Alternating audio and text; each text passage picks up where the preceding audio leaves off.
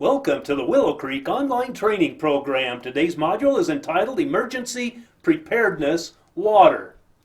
The purpose of this module is to discuss the importance of water storage as it relates to natural disasters. You probably know most of this, but let's just do a review. The human body can live longer without food than without water. Water storage is crucial and essential to survival. Make water a priority in your preparedness program. How much water do we need, or do we suggest? We suggest 1 gallon per person per day for drinking and cooking. To have enough for other activities such as washing clothes, etc., we can estimate up to 2 gallons per person per day. What do we store this water in? Remember, during a disaster, you may not have access to fresh water for a while. So how do we store our water? Plastic containers are easy and come in a variety of sizes. They are durable and don't break easily, and they don't corrode. That's another good thing. Remember that plastic is permeable to many gases, so the containers should not be stored near gas, pesticides, or any chemicals which might contaminate the water. So you want to be careful of that. Remember also, light promotes algae growth. So opaque containers are best, or store in a dark, cool place.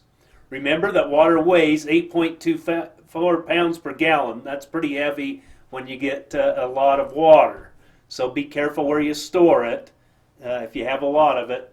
Spouts or spigots make pouring easier. So when you get a container, I would recommend you have something with a spout or spigot.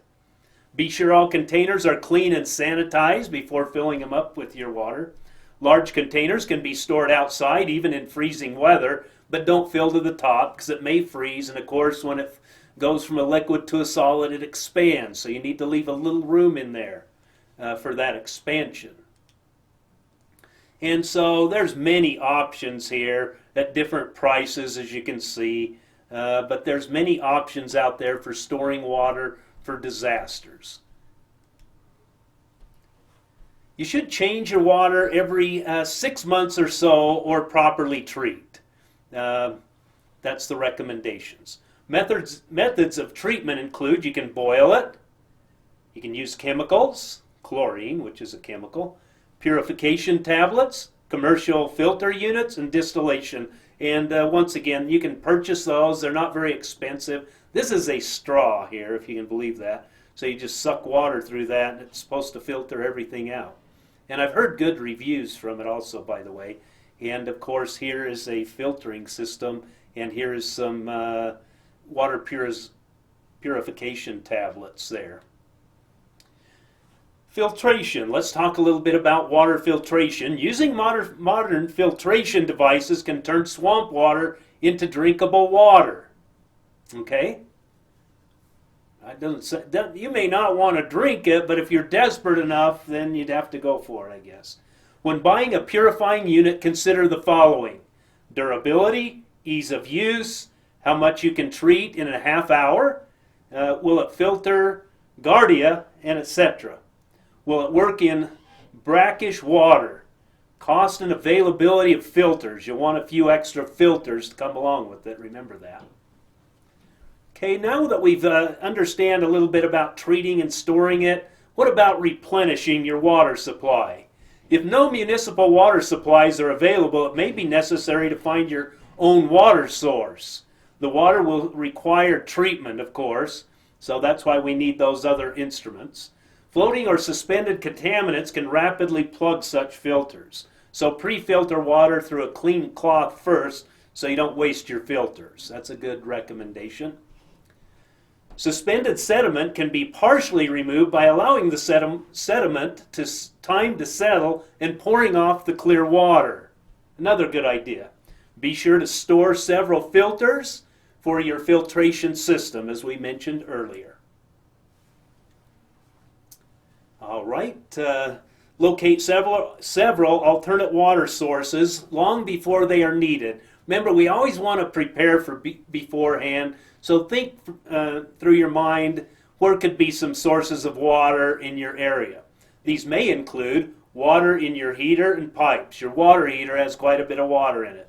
Natural springs would be a good thing if you have that available to you. That would be wonderful.